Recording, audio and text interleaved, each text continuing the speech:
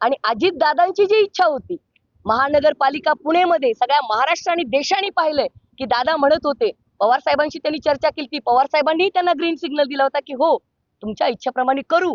आणि ते होत असताना जर तटकरे सारखे लोक, प्रफुल्ल पटेलांसारखे गुजराती लोक महाराष्ट्र हातात घ्यायला बघत असतील तर मराठी मुलगी म्हणून आम्ही सहन करणार नाहीत.